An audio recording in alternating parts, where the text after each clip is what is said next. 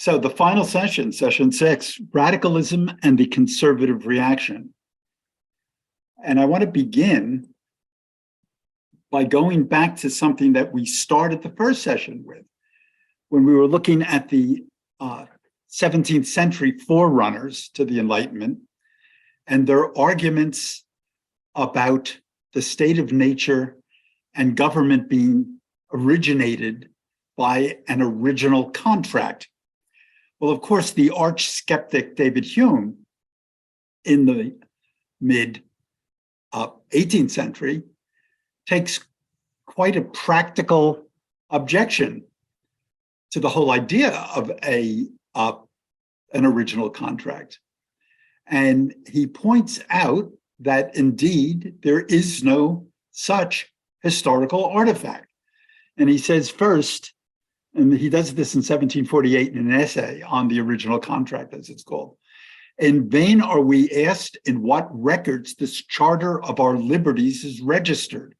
It was not written on parchment, nor yet on leaves or barks of trees. It preceded the use of writing. And then he goes on to point out that the previous political theorists, people like Locke and Hobbes, but several others, saw that they used this contract as the condition for political legitimacy. The argument against divine right was an argument that we, a citizenry, have banded together and formed in this hypothetical state of nature, a contract. And so a lot was writing. The whole sanction that legitimized or legitimated civic government was based on this fictional contract. And as he says, going on here, but philosophers are not contented with these concessions.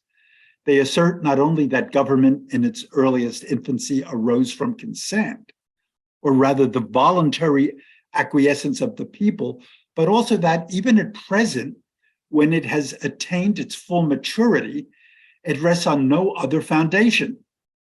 They affirm that all men are still born equal and owe allegiance to no prince or government unless bound by the obligation and sanction of a promise. So if the authority underpinning political legitimacy and the right of the government to govern is based on this contract, and you argue that it doesn't exist, the very foundation of this civic establishment is called into question.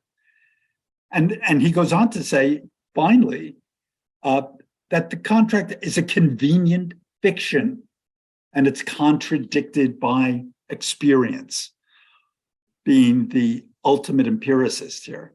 Almost all the governments which exist at present, or of which there remains any record in history, have been founded originally either on usurpation or conquest, or both, without any presence of a fair consent or voluntary subjection of the people.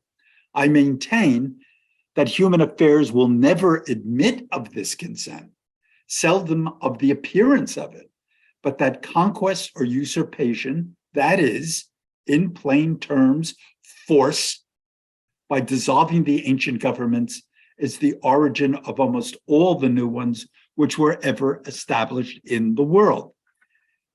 He says, let's be practical about this. Let's look at the actual state of affairs. Force declares legitimacy. So sovereignty doesn't derive from divine right, nor from a contract. It's the product of force, and it acquires legitimacy. And by legitimacy, I really mean moral authority. What makes a government obeyable? What gives it its authority in the eyes of its citizens? And Hume goes on in several of the historical writings to indicate that happens through duration and habit.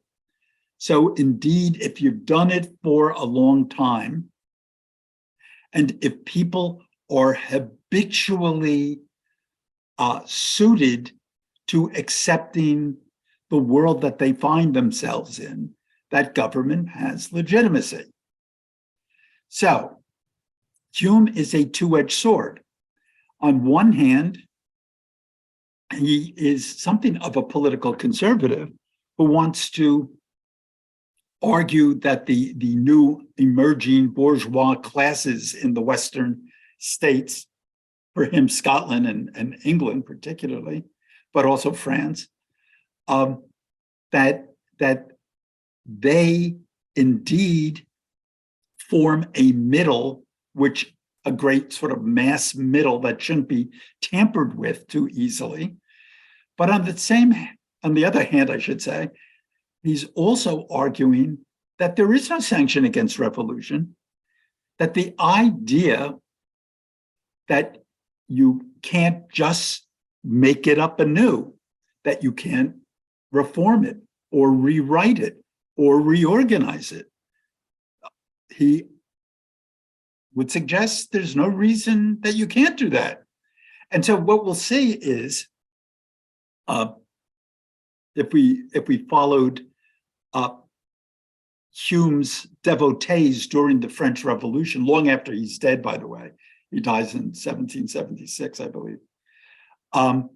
If we followed the use of Hume's writings in people arguing for or against the revolutionaries in France in the 1790s, you'll find some that fall on the revolutionary side of the ledger, saying, well, the master has argued that there is no obstruction to rewriting our constitutions and making it up as we go. And you'll get the conservative side of that ledger arguing that he warned against doing two radical things.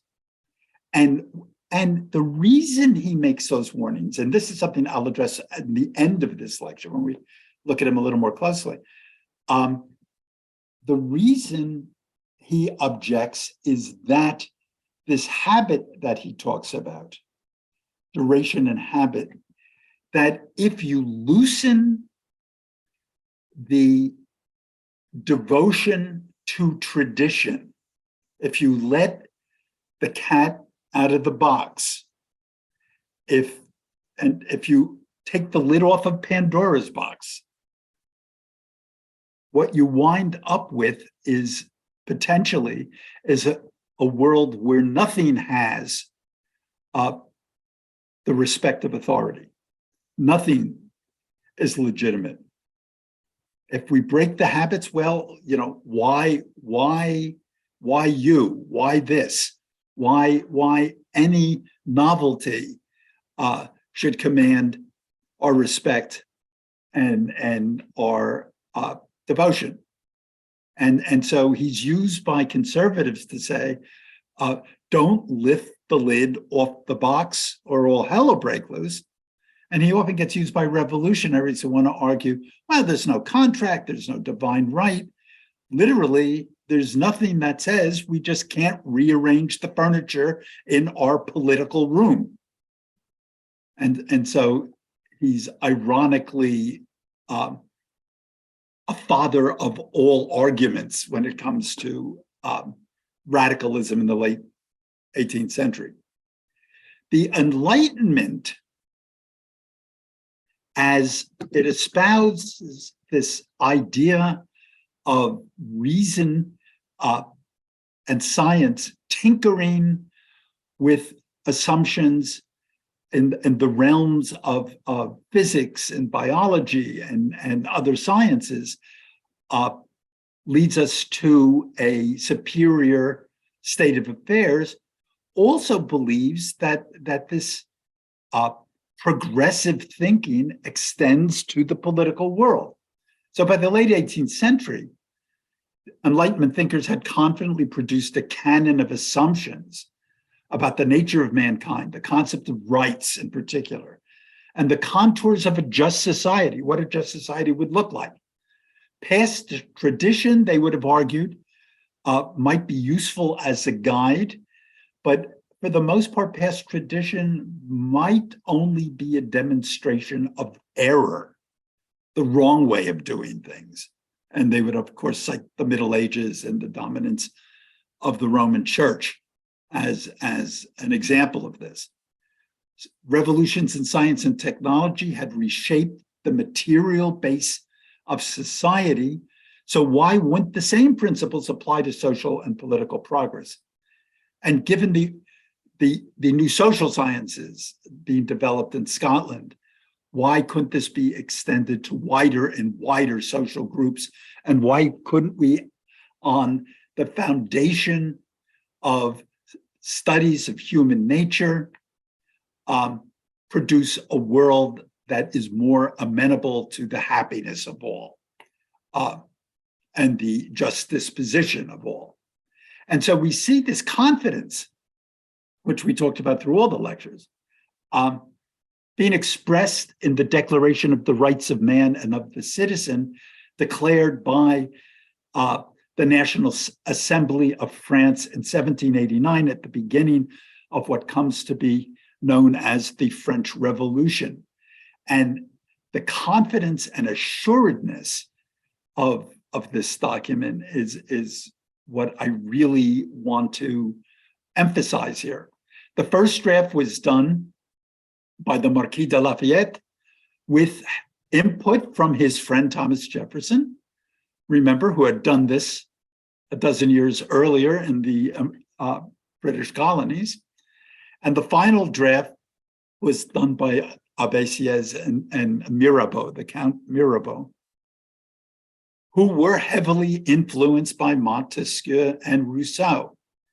And quoting from the document itself, the representatives of the people of France formed into a national assembly, considering that ignorance, neglect, or contempt of human rights are the sole causes of public misfortunes and corruptions of government, have resolved to set forth in a solemn declaration these natural, imprescriptible, and inalienable rights. For these reasons, the National Assembly doth recognize and declare in the presence of the Supreme Being, and with the hope of his blessing and favor, the following sacred rights of men and of citizens. And there's a whole list of them. I just include the first two here. Men are born and always continue free and equal in respect of their rights. Civil distinctions, therefore, can be founded only on public utility. The end of all political associations is the preservation of the natural and imprescriptible rights of man, and these rights are liberty, property, security, and resistance of oppression. And you can see here the influence of everyone from Locke to Montesquieu on the idea that the human individual has rights. The civic distinction, civil distinctions are therefore only maintainable if the public benefits from that arrangement. Susan has raised her hand. Susan, you have a question? Yes, I do. Go ahead. I'm fascinated by the language in all these things that you're quoting, but I don't understand the word imprescriptible. It feels like that's the wrong thing. Feels like the opposite from inalienable. No, I think, first of all, I'm not sure what the French is in the document, so we might have an objection to the translation, but that I believe by imprescriptible, the translator is meaning it is something that can't be prescribed because it is natural and inborn, inherent, I think is what this, they. I mean, it can't come from outside. Like yeah, a prescription would come from out. Okay. Exactly. I think that's what's meant here. On to a timeline.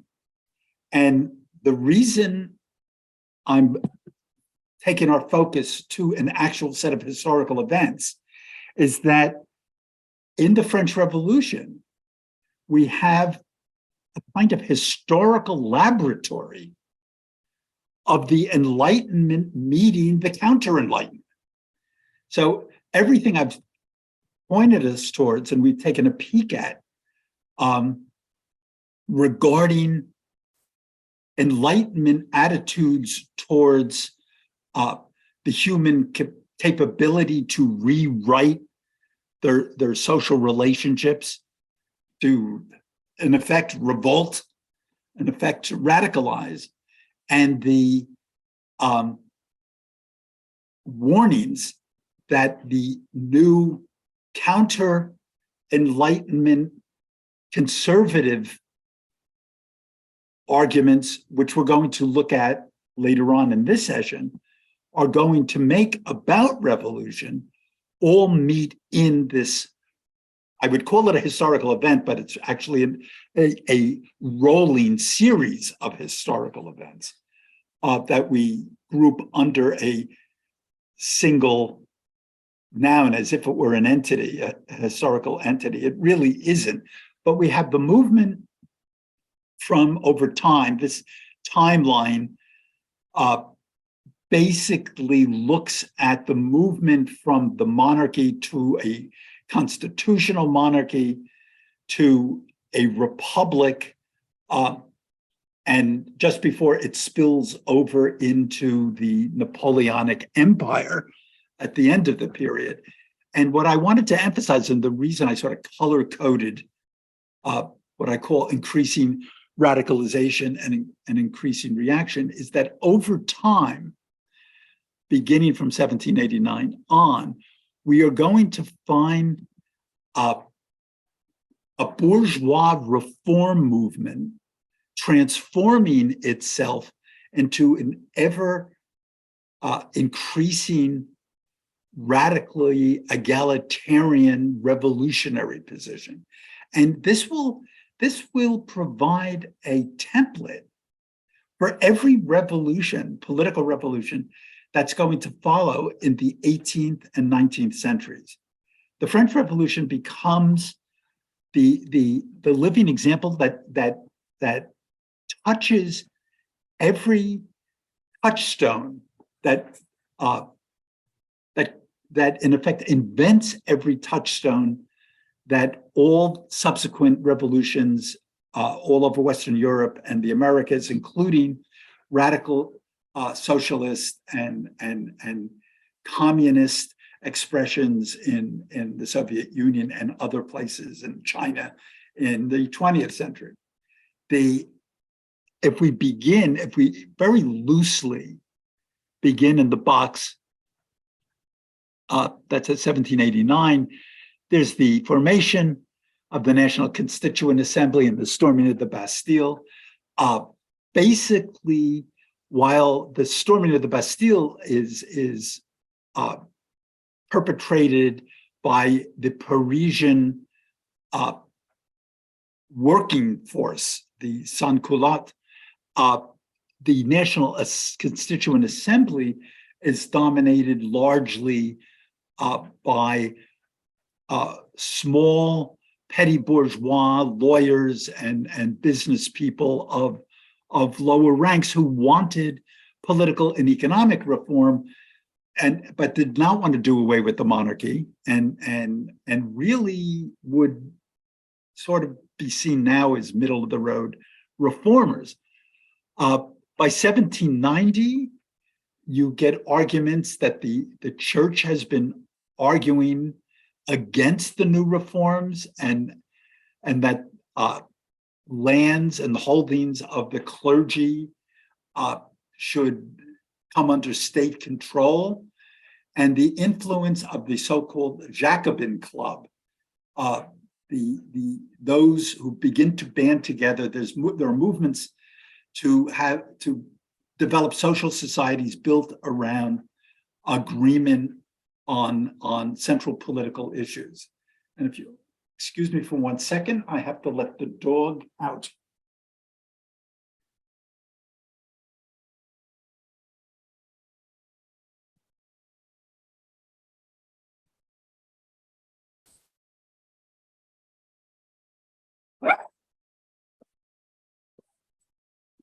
There we go. That's what happens when you have a senior dog.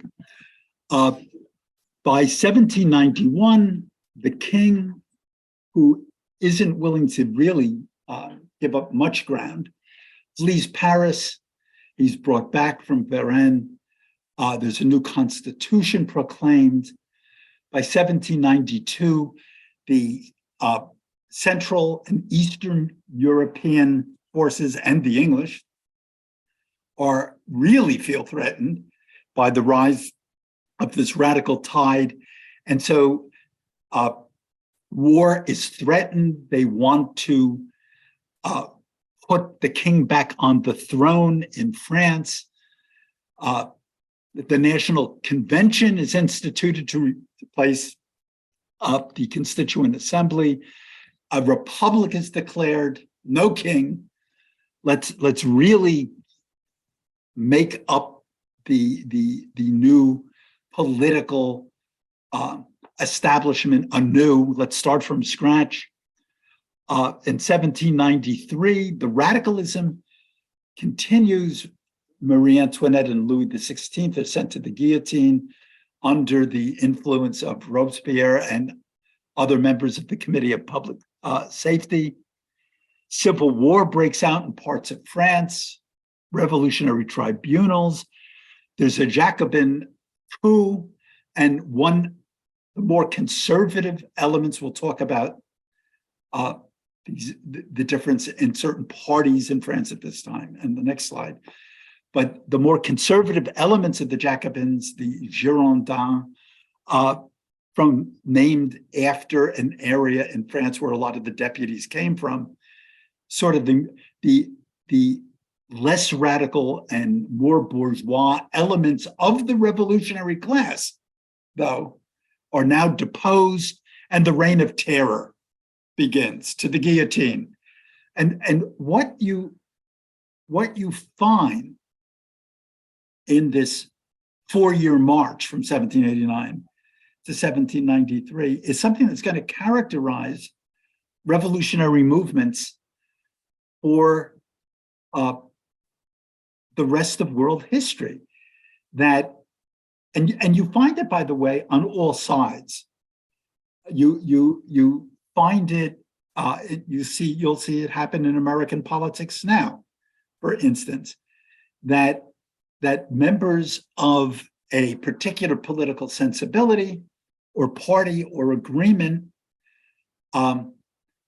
become outflanked by more radical members who will always accuse the more moderate members of being so-called Uncle Toms, of being people who concede too much, people who are less pure, people who aren't willing to go the entire road towards what needs doing, and they're not willing to uproot the reactionary elements in the tradition.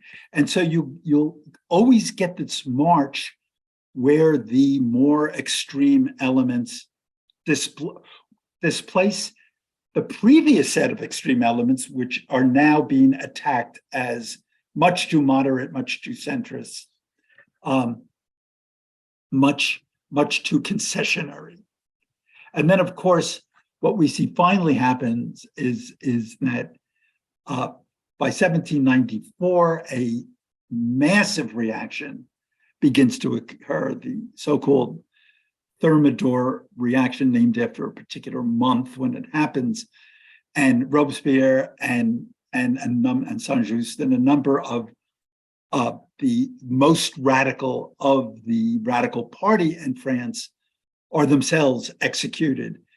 And in this reaction, the condition is created so that over the next 5 years, there is a kind of an evolution towards a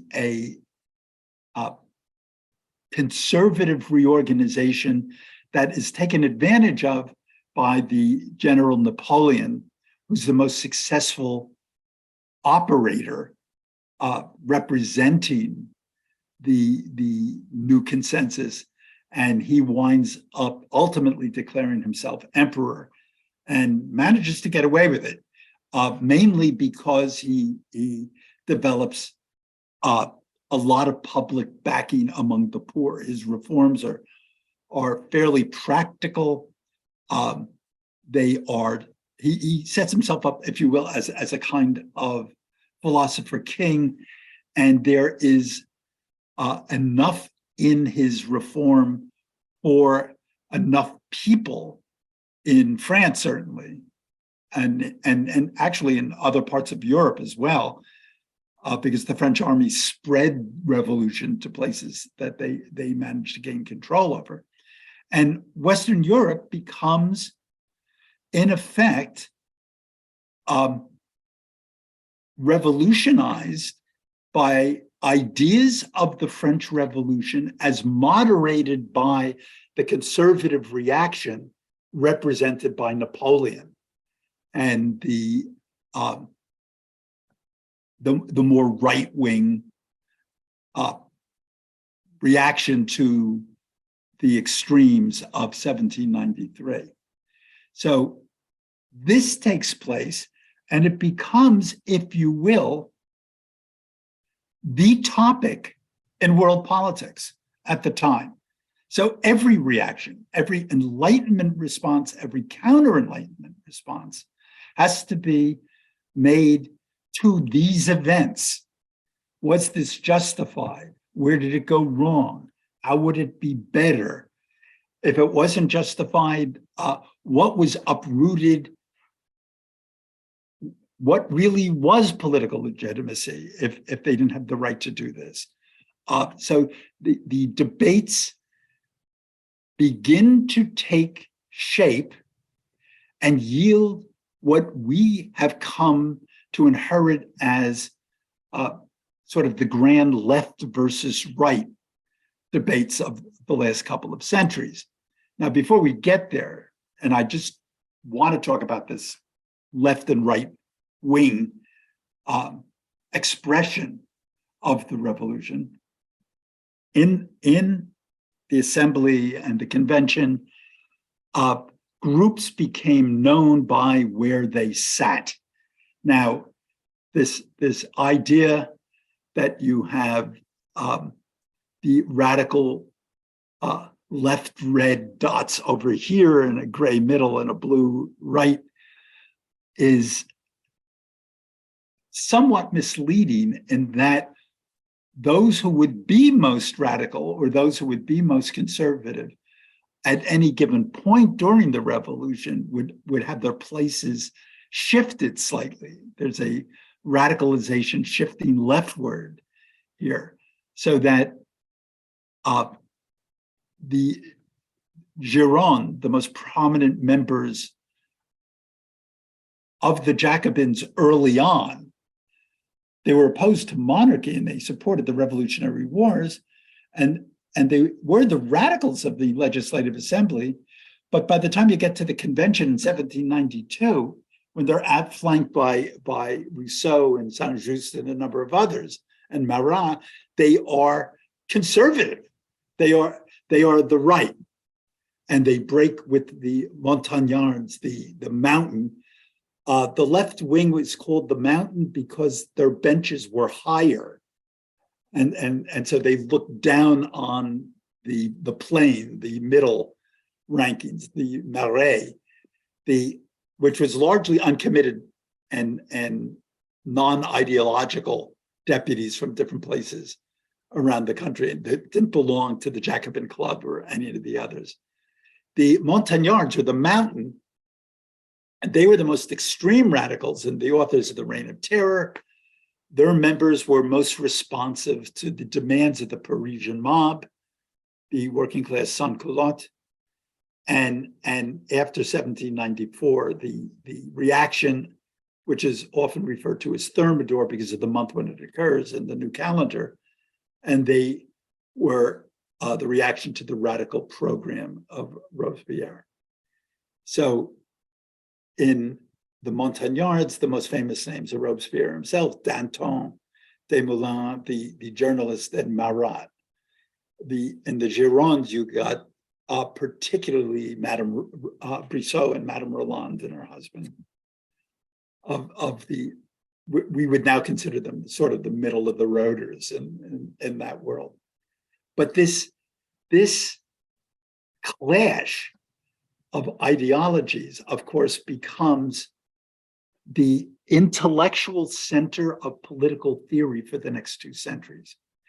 You could study political theory in the 19th and 20th centuries by doing a historiographical reading of different histories of the French Revolution.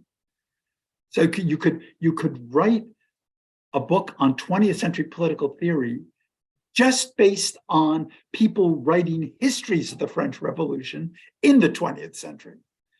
Because everyone, as they tried to establish the legitimacy of their position, they go back to the laboratory source that they had at their disposal, the series of events that took place in the 1790s in France. And everybody returns to that. And so this becomes a kind of, it's more than something that just happens to the French. It becomes the template of discourse for the next 2 centuries. So and this is why I'm talking about the historical and cultural impact of the French Revolution. It defined the language, terms, and categories of revolutionary movements and political theory. So the processes of radicalization and reaction are defined by what takes place. The polarization into left and right wings that we're left with. And we talk about it in some ridiculous contexts, but it's still, these are still the terms of the discourse we use. The tensions that were brought up between liberty and equality, and we'll see how, particularly because of Robespierre, who intuited quite correctly that at the root of a lot of this discussion is material equality and if you will, wealth inequality. And as socialism enters the revolutionary debate in the 19th century, they inherit this element, this tension between concepts of freedom and equality from the French revolutionary thinkers themselves. And of course, the characteristics of the various social classes, the peasants, the working class radicals, the political instigators, if you will. Every idea that we have, of agent provocateurs and what have you, that we use in discussing everything from the French Revolution through the Cold War and into the 21st century, the categories for the discussion were invented here.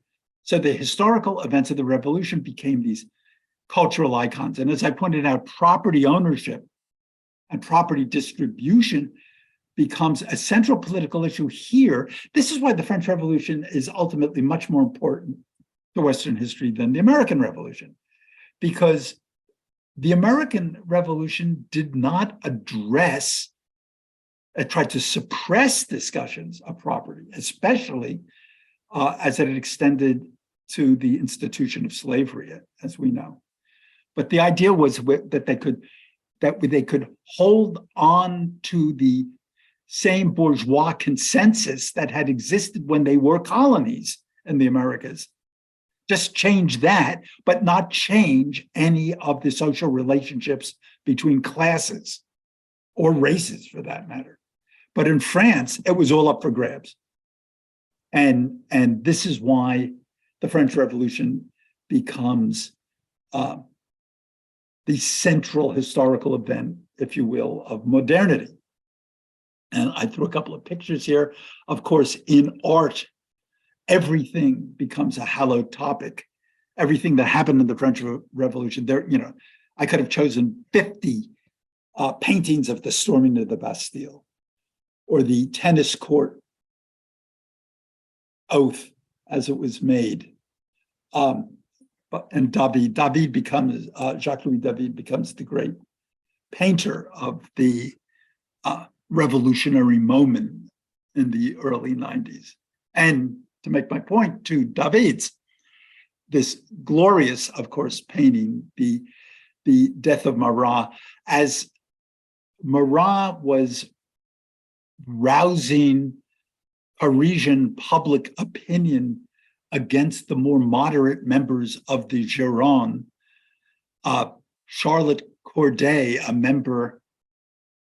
a sympathizer with the Gironde, enters his bath and kills him as he lays in his bath. And so here is the great revolutionary himself, dying in his bath, pen in hand, scripting his latest radical screed. Wonderful painting. And of course, here you have the whole idea of the revolutionary martyr is already a trope. And this wonderful line drawing that he's done of Marie Antoinette, the grand innocent, a martyr of the right, if you will, as she's being led to her guillotining. And she is something of a very sympathetic figure. And here we have the execution of Marie Antoinette, done by some anonymous artist who probably intended this to be some kind of broadside. Get your newspapers here, folks. See what's happened downtown. Anyhow, so on the extreme side, it's the birth of radicalism. And it's an expression of, in the most radical terms, of the Enlightenment's justification and intention to radically reinvent society. Everything's up for grabs. What is it in religion that we need or don't need? What is it in government that we need or don't need? What is it in property that we need or don't need? So the revolution becomes the laboratory for Enlightenment ideas. And reason was pushed to logical conclusions. The radical Maximilien Robespierre became the spokesperson for the Committee of Public Safety. And in a speech on the principles of public morality, he defended, this is his defense of the use of terror.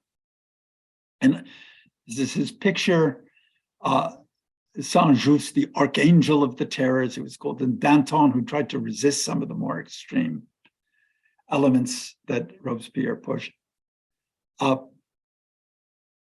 We must smother the internal and external enemies of the Republic or perish with them. Now, in this situation, the first maxim of your policy ought to be to lead the people by reason and the people's enemies by terror. If the mainspring of popular government in peacetime is virtue, amid revolution, it is at the same time both virtue and terror. Virtue without which terror is fatal. Terror without which virtue is impotent. You could have all the right intentions, but unless you're willing to pick up the gun, what was the Maoist phrase? Revolution comes out of the barrel of a gun. Terror is nothing but prompt, severe, inflexible justice. It's the logical conclusion. It is therefore an emanation of virtue. This is what you ought to be doing if you follow the argument to its ineluctable conclusion. It is less a special principle than a consequence of the general principle of democracy applied to our country's most pressing needs. It has been said that terror was the mainspring of despotic government. Does your government then resemble a despotism? Yes, as the sword which glitters in the hands of liberty's heroes resembles the one which tyranny's lackeys are armed. Let the despot govern his brutalized subjects by terror. He is right to do this as a despot. Subdue liberty's enemies by terror, and you will be right as founders of the republic. The government of the revolution is the despotism of liberty against tyranny. To punish the oppressors of humanity is clemency. To pardon them is barbarity. The rigor of tyrants has only rigor for a principle. The rigor of the Republican government comes from charity. So how much of a hop, skip, and a jump is it from here or any of the speeches of Lenin? How much of a jump is it from here to the arguments, the Stalinist arguments published in that wonderful novel, Darkness at Noon, published in 1941, I guess. The rationalist reinvention of society demands these harsh methods, according to Robespierre. In a speech on the Declaration of Rights, Robespierre called into question the liberal value of property, which was akin to a sacred principle in Lockean Anglo-American political theory. And he says, I can hardly believe that it took a revolution to teach the world that extreme disparities in wealth lie at the root of many ills and crimes. But to none of these people has it ever occurred that property carries moral responsibilities. Why should our Declaration of Rights appear to contain the same error in its definition of liberty, the most valued property of man, the most sacred of the rights that he holds from nature? Why do we have that in the document? We have justly said that this right was limited by the rights of others. Why have we not applied the same principle to property, which is a social institution, as if the eternal laws of nature were less inviolable than the conventions evolved by man? You have drafted numerous articles in order to ensure the greatest freedom for the exercise of property, but you have not said a single word to define its nature and its legitimacy, so that your declaration appears to have been made not for ordinary men, but for capitalists, profiteers, speculators, and tyrants. So let's rewrite the Declaration of the Rights of Man. So the social product now is completely untethered from tradition and traditional acceptance of rules of property and the like. Reason in this formulation can be trusted to reorganize the socio-political economic world, the whole shooting match. And you see, and the reason I included this visual here is that it actually, the first time I saw this, I said, somebody had in mind to create this secularist tablets of Moses. In effect, we have the 10 Commandments here. And instead of the God Jehovah, we have the Masonic God of reason with the radiating eye. And here we have the all the rules represented by the French people and this kind of replacement religion, if you will. So, were the reactions? There were astonishing reactions across Europe. And of course, the most predictable ones were the ones from the traditional monarchies of continental Europe that were not constitutional monarchies. And Prussia, Austro-Hungarian Empire, Russia. England joins in because it finds itself fairly threatened, even though its parliament has limited the constitutional authority of its monarch. But it joins in because it feels as socially threatened by the challenge to property in particular as all the other continental powers felt threatened by the challenge, not so much to property, but to divine right. So because the French Revolution is a direct threat to all monarchical regimes, a series of wars developed. The English reaction was nuanced, as I said, because of their appetite for constitutional reform. But as the reign of terror develops, public opinion changed radically. So you wind up with Dickens. It was the best of times. It was the worst of times. In America, sentiment divides between the Federalists, people like Hamilton, who distrusted revolutionary ideology, the mob, if you will, and anti-federalists like Jefferson, the so-called Democrats, who sympathized with the impulses towards self-determination. And until the terror, several of the, if you will, of the more democratic leaning Americans would have entirely sided with the revolution. And some of them, like Thomas Paine, become an actual member of the Gironde party and is lucky to avoid the worst outcomes himself. So you have the makings of a counter Enlightenment again.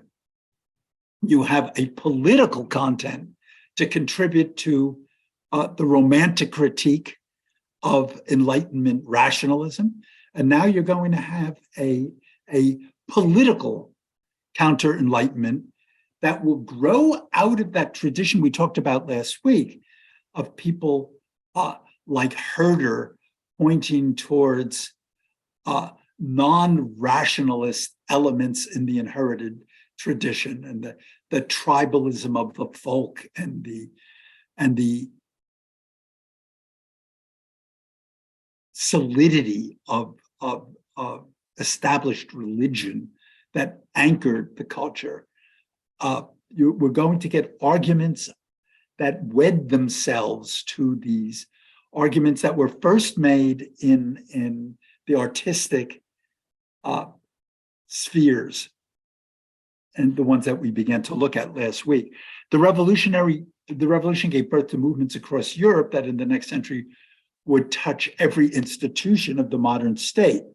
So that the French Revolution is really the reason why the conservative states, the enemies, if you will, in the rest of Europe, have to establish reforms in social welfare, education, legal systems, penal codes, public health, mainly because the revolution introduced the idea to the general populaces of these places that this is what revolution stood for. So concessions, the 19th century becomes this dramatic tension between old established governments having to reform to prevent and tamp down the embers and flames of revolution that threaten all the time. Again in 1830, again in 1848, again in 1870, again into the early 20th century. Uprisings, often pan-European. Marx founds his International in the 1840s and expects that what began as a political bourgeois revolution in France would now be a socialist working class revolution with property at stake all over the world was the expectation. So in effect, the Enlightenment idea of reform and reorganizing society won the prize. It extended to every state in the world. All of the modern technological states on the planet now have to at least nod at the Enlightenment reform ideas of social welfare and education and etc. But at the time, the excesses of the revolution led to a range of negative or counter-Enlightenment criticisms that ranged from moderately conservative to full-throated reactionary religious monarchism. And the expression of this became the forces of tradition versus the forces of reason, if you will. The most eminent spokesperson on the continent for this was the Count de Maistre, Joseph de Maistre, who's at the point of the revolution is about 40 years old. He lives to the early 1820s. He is the singular representative of the old guard monarchists. He called for the restoration of the Bourbon monarchy. He argues for the divine right of kings, and he argues for papal authority in temporal matters. The Pope's power should be extended. Enlightenment rationalism was nothing more than a gateway for de Maistre, as he argues in several places, as a gateway to the rejection of Christianity and the traditional hierarchical society, which one group of the right wing is going to assert as necessary and desirable for the establishment of a stable society. This arguments of this order will be made all the way down through T.S. Eliot. The adopted Englishman makes these arguments in the 20th century. Let's see what he says. He pivots faith against reason. Reason is insufficient. According to de Maistre, there is a non-rational psychological need for faith. This sounds like the poetic aesthetics of Herder. There's a non-rational psychological need for faith. The individual is comforted and assured, and the social order is preserved.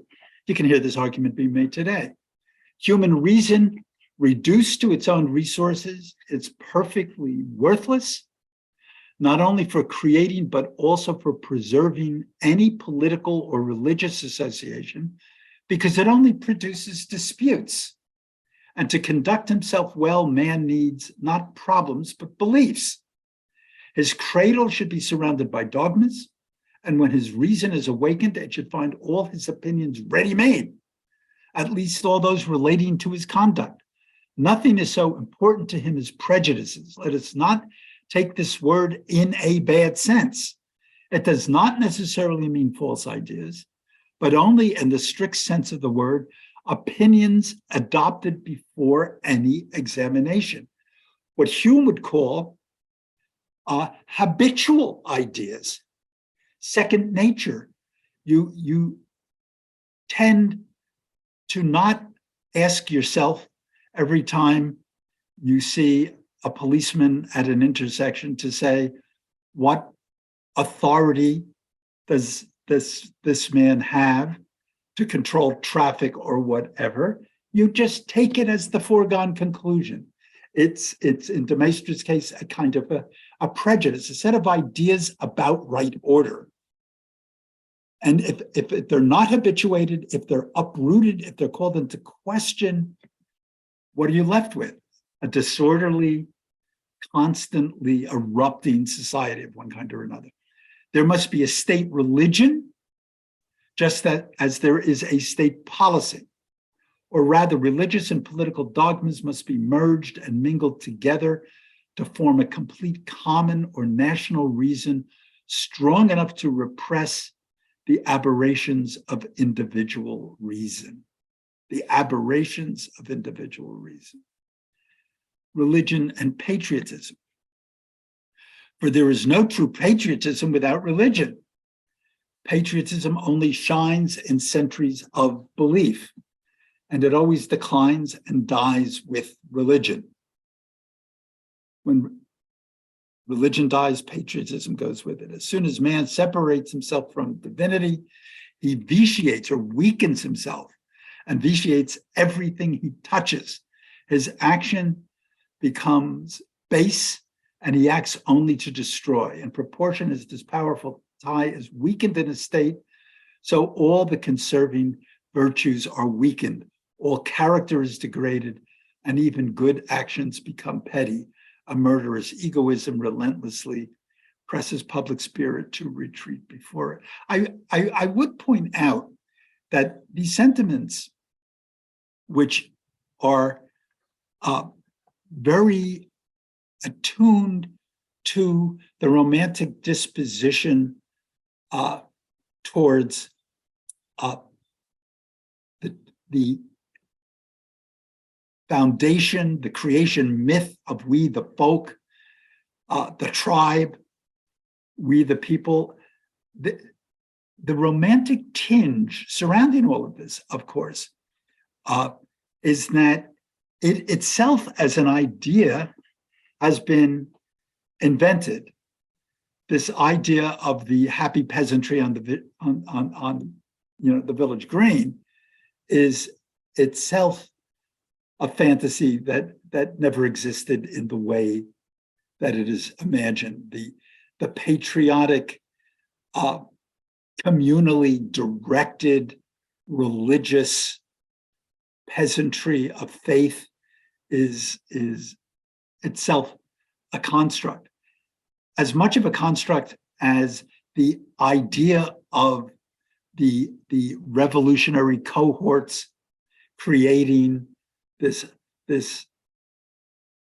city on a hill, this ideal of justice that radiates reason and good policy to the rest of the world. It's just as much a fantasy. What you wind up with is the romantic political conservative fantasy confronting the rationalist Enlightenment fantasy as they meet each other in the marketplace. Now, Anglo-conservatism is a little more subtle. We talked about Hume a bit.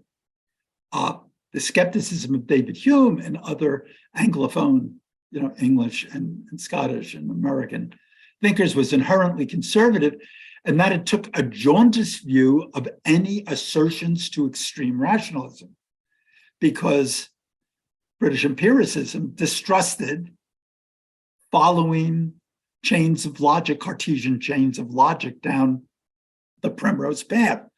They distrusted where that arguments of that kind lead. And then they see the French Revolution and they go, oh, yes, we're right. Now, he may have argued against the original contract, but Hume clearly had no faith in the unbridled conclusions of reason. His political positions consistently value moderation and balance. All reasonable men agree in general to preserve our mixed government, he says in one place. A Tory, therefore, since the revolution, meaning the English Revolution of 1688, a Tory, since the revolution may be defined in a few words to be a lover of monarchy, though without abandoning liberty, and a Whig, the more radical element, may be defined as a lover of liberty, though without renouncing monarchy, the middle road. And Hume, in his all of his histories and his political, he writes a series of political essays on theories of politics and the like. And by and large, readers of Hume and critics of Hume have always been searching for, well, if nothing can be known absolutely, if there's no absolute sanction for government of one kind or another, where does he anchor? Well, in his writings, he makes several references to the phrase in common life, men in common life. And it was something I got interested in once upon a time and started researching. And basically, what you come up with, the picture, if you drew a portrait of what the people in common life are, who they are, it's basically those sober bourgeois professionals, the gentlemen of Edinburgh, his friends, who were measured, essentially conservative, but with open minds towards any good argument and reason, who filtered everything that they believed and would defend and argue for through a very tight screen that prevented the adoption of positions that were too extreme or radical or untethered from the test of experience. So basically, he said, look, you build a consensus of educated people who basically share a set of values, even though at the extreme edges of those, there might be differences of one kind or another, but they share generally a sense of values of the value of the individual and what people are willing to accept about the distributions of property and the like. And if you filter all new thinking through that network of consensus with well-intended, fair-minded, educated minds making decisions, you'll come up with something that will maintain connection with the proper, if you will, not the proper, but the accepted elements of tradition in the past with little tweakings that improve the circumstance as we go forward. And so you get this idea of we will be anchored in the middle by people of good intention, who are educated and informed and are not willing to be danced down the lane by a Pied Piper leading us to drink the Kool-Aid in one extreme form or another. And so you get that kind of conservatism, which is represented by Hume. The English had abolished their absolute monarchy, but only by limiting it with a constitution, not a written one, but a behavioral one, if you will. The American Revolution may have dispensed with the monarch, but parliamentary representation and the primacy of property were still respected. You had these anchors. So tradition and common law took precedence over any attempt at social engineering. And that was basically the attitude that you would have found in the Americas or the British, generally speaking, about the French Revolution in its more extreme expressions. Edmund Burke, the great Irish parliamentarian,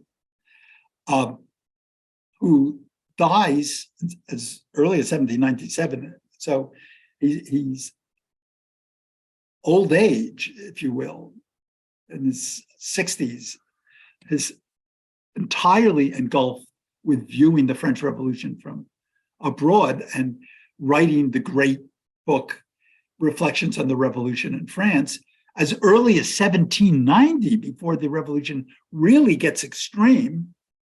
And you find Burke expressing attitudes and theories that will be arguably the foundation of modern conservatism in Anglo-speaking countries. So when we think of traditional conservative arguments up through, the William Buckleys and the Barry Goldwaters, today's a harder case to make, I guess. When you think of that kind of conservatism, it's often rooted in theories that you will find in reflections on the revolution in France. He is the father figure, the godfather of modern political conservatism. So he created a theory of traditionalism that has come to be used as a counter argument to all radical social programs. He was a Whig in his politics, meaning on the more liberal side of British politics. And he was a reformer who had sympathies for Catholic emancipation. He was Irish. He wanted, the Catholic Church was still banned in England at the time. And he was in favor of the rights of the American colonists. So he isn't a troglodyte, if you will. But here, some things that he says on tradition and the core of his argument, this idea of inheritance versus innovation. To quote, "It has been the uniform policy of our Constitution to claim and assert our liberties as an entailed inheritance." Entailed means you inherit it by will. It's entailed by somebody having created a will. But as an entailed inheritance derived to us from our forefathers and to be transmitted to our posterity as an estate specially belonging to the people of this kingdom without any reference whatever to any other more general or prior right. So he says, so the claim in our Constitution is that it's based on the tradition of handing it down. He doesn't want to talk about an original contract, but he does want to talk about tradition in some larger, generic way. The policy appears to me to be the result of a profound reflection, or rather the happy effect of following nature, which is wisdom without reflection. Happy effect of following nature, which is wisdom without reflection. A spirit of innovation is generally the result of a selfish temper and confined views. People will not look forward to posterity who never look backward to their ancestors. Besides, the people of England well know that the idea of inheritance furnishes a sure principle of conservation, saving, and a sure principle of transmission without at all excluding a principle of improvement. And this idea of nature, I want to expand on a bit here. So the idea, nature and the state as organisms, or they're organic. Our political system is placed in a just correspondence and symmetry with the order of the world and with the mode of existence decreed to a permanent body composed of transitory parts, wherein, by the disposition of a stupendous wisdom, molding together the great mysterious incorporation of the human race, the whole, at one time, is never old or middle-aged or young, but in a condition of unchangeable constancy, moves on through the varied tenor of perpetual decay, fall, renovation, and progression. Thus, by preserving the method of nature and the conduct of the state, and what we improve, we are never wholly new, and what we retain, we are never wholly obsolete. In effect, nature is an ecosystem where stuff is dying and being born and evolving as different genes are spun off in a kind of slow motion in which all elements are present at any given moment. So people in the state, there are the old, there are the middle-aged, there are the young. Tradition is represented by elements of the older generation, new improved ideas by the younger, And it's in a kind of organic, evolving whole that incorporates the sense of tradition with the sense of innovation. In effect, you're in an ecosystem. One generation cannot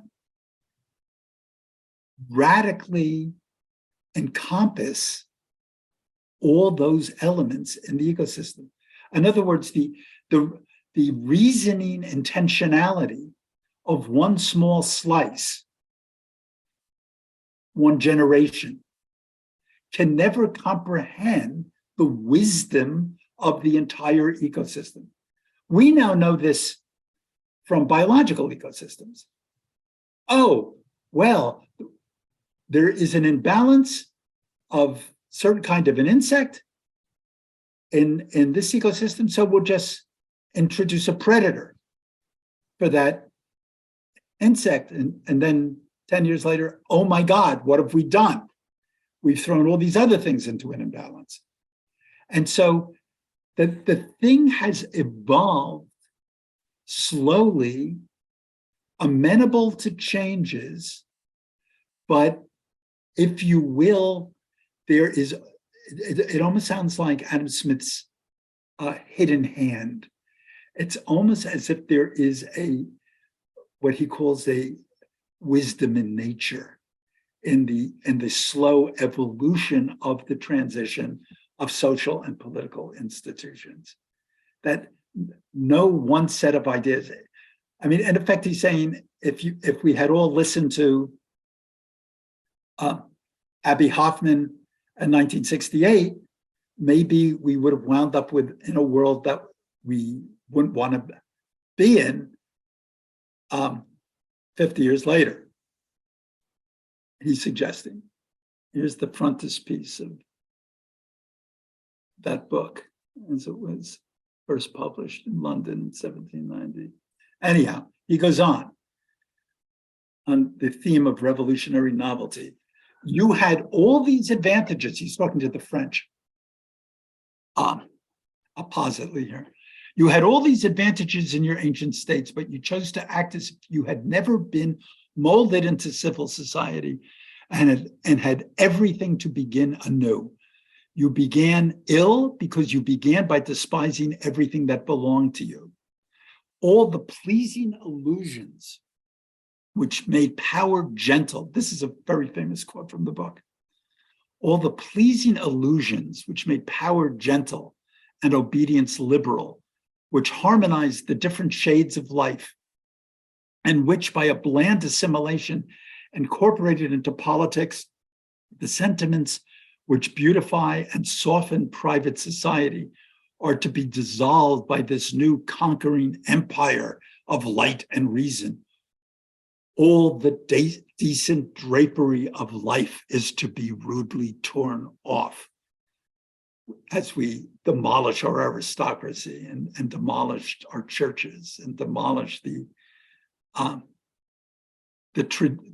least the elements of traditions that, even if they were drapery, they made life more livable. The social contract is organic. Society is indeed a contract. Subordinate contracts for objects of mere occasional interest may be dissolved at pleasure, but the state ought not to be considered as nothing better than a partnership agreement and a trade of pepper and coffee, calico, or tobacco, or some other low concern, to be taken up for a little temporary interest and to be dissolved by the fancy of the parties. It is to be looked on with other reverence because it is not a partnership in things subservient only to the gross animal existence of a temporary and perishable nature. It is a partnership in all science, a partnership in all art, a partnership in every virtue and in all perfection. As the ends of such a partnership cannot be obtained in many generations, it becomes a partnership not only between those who are living, but between those who are living, those who are dead, and those who are to be born. see the history of the race as a long historical tradition. We are in a contract with the dead and with the unborn. History is an ecosystem with interdependent adaptations that can't be known from the perspective of one generation. There is wisdom in the evolution of institutions. And the final slide. So we're going to sum up. Let me have a sip of water. The Enlightenment project, reason, and human arts and sciences is the path to perfection. Progress and socio-political arrangements is inevitable. The focus is on the plasticity of social institutions and on the creative capacity of humans to arrange that and remold it and recreate it. The counter-enlightenment would, on the other hand, would argue that nature is a better arranger than rational thought, and that we can't know enough about nature to go tinkering too much. Tradition, family, tribe, nation is superior to novelty. Feelings are more authentic and valuable than ideas. And the focus here is on the limitations of reason and the wisdom of tradition and of the ecosystem, if you will.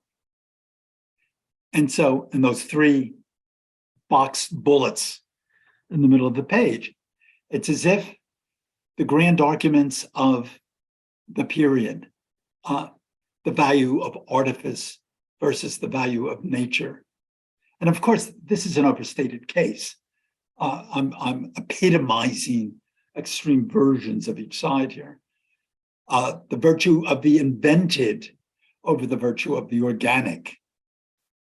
The virtue of revolution versus the virtue and advantages of evolution, if you will.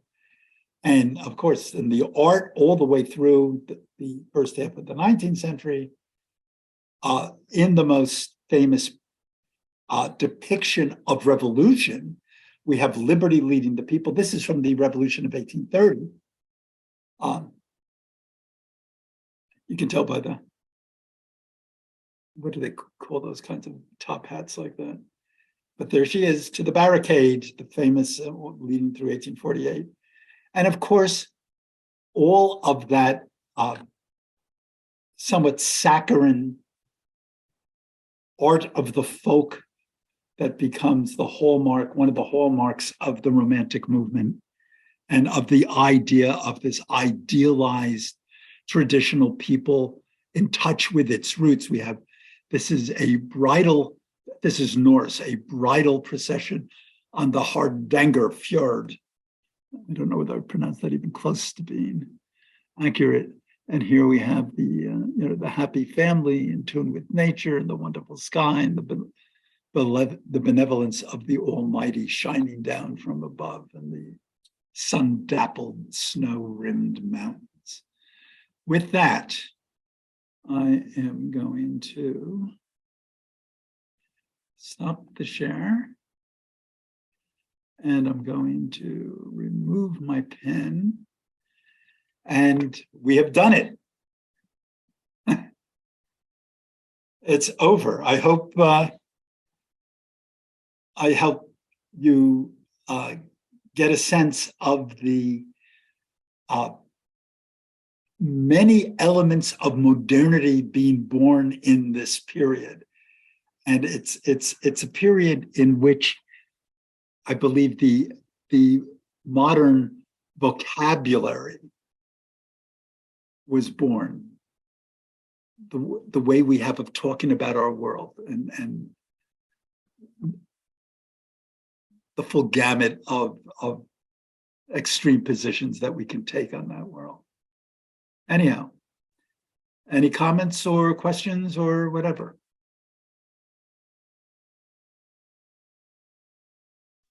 No mention of mendacity and cockamamie theories. Well, everybody would argue that there was mendacity in cockamamie theories afoot. But what I tried to establish here was the sort of the invention of the vocabulary of the discourses that we have inherited for politics and for art and for science. We still talk in Enlightenment and counter-Enlightenment languages about all these things.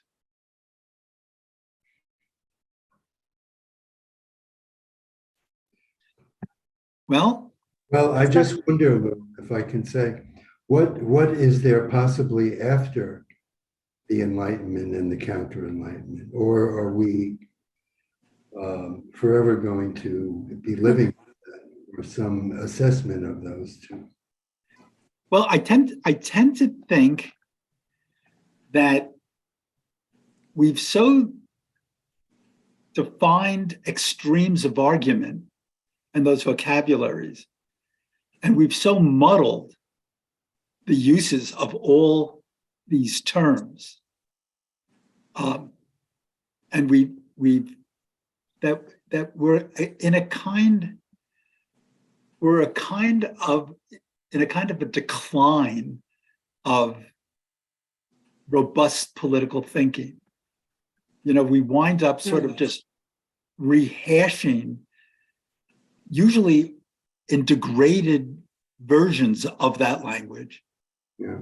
The same ideas. Yeah, and there are new generations that really need instruction as to what the Enlightenment was and what the counter arguments against it. So it seems to me a never-ending process of the same. Yeah, I think you're right. That's all. Quick question. What, Go ahead. this is Fran. I don't have my. That's video okay. on. Yeah, that's okay. What do we think prevented the American Revolution from kind of really going off the rails like the French Revolution? That nobody, I think what two things. All about The first thing is the fact that the one totally disenfranchised class in the United States or the colonies, as opposed to Europe, there was no peasantry here. Mm-hmm. There was the class that replaced the peasantry in the Americas were slaves. And they had zero voice. Everybody else had a stake in the property consensus. In other words, you know, you get the romantic, you know, Daniel Boone in the log cabin on one side, the small holder, if you will, and you get the small, pull yourself up by the bootstraps, business person or artisan or merchant of the Ben Franklin class. And you look at the people who had come to the Americas first from England and then from other places, and they were largely the people who could transport themselves, Mm-hmm. who could come with some level of property and some consensus about the rules of property and those ideas. And so at no point in the American Revolution or the writing of the Constitution, was property ever an argument? Was property or the redistribution of property ever at stake? Except in the rivalry between the northern colonies and the southern colonies over the idea of the property of slaves. That was the only, and in effect, it threatened war.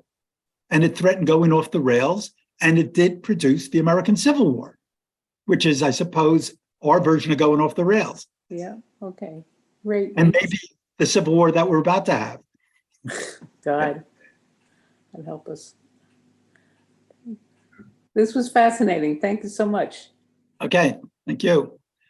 I have no idea what I'm going to do as the next course, so I'll think about it. Okay. Well, thank you for this course, Lou. It was This is excellent. great.